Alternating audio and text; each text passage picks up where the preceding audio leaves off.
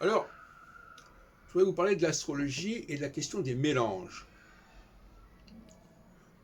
Dans les années 50, Barbeau avait publié en 57, je crois, au Seuil, des petits manuels, des petits opuscules sur les signes zodiacaux, avec, dans les pages roses qui précédaient, la manière de calculer sur l'ascendant. Ce qui fait que les gens étaient bélier, ascendant lion, cancer, ascendant verseau, etc. On est donc dans le mélange. Et la question est de savoir qu'est-ce que c'est que ce mélange. Est-ce que l'astrologie est vouée à ce genre de mélange? Alors le thème astral aussi, c'est évidemment un mélange. Et donc une cuisine quelque part. Et donc tout l'art de l'astrologue, quelque part, serait de réaliser et de réussir ces mélanges. Ce qui est parfois une gageure. Alors on va dire, ah oui, alors qu'est-ce que ce serait quelqu'un qui serait lion ascendant bélier ou bélier ascendant scorpion, etc.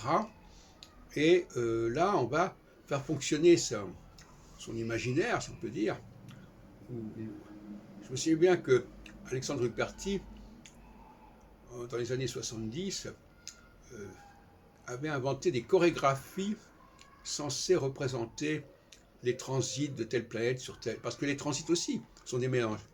Qu'est-ce que signifie le transit de Saturne sur Jupiter en Lion, etc. On est dans les mélanges. Donc, en fin de compte, on a une astrologie du mélange, l'astrologie de la mixture. Et moi, je suis fondamentalement allergique à tous les mélanges. C'est ce qui me distingue de certaines autres catégories d'astrologues. De la même façon, d'ailleurs, Barbeau, quand il mélange, quand il combine les planètes entre elles, comme Saturne-Neptune, ou encore pire, l'indice cyclique où on mélange les 5 planètes les plus lentes du système solaire connu, eh bien, il est dans les mélanges. Et c'est donc un virus, le mélange, c'est un virus qui aura affecté pendant une cinquantaine d'années au moins le milieu astrologique français, mélange des planètes, mélange des signes, etc., etc.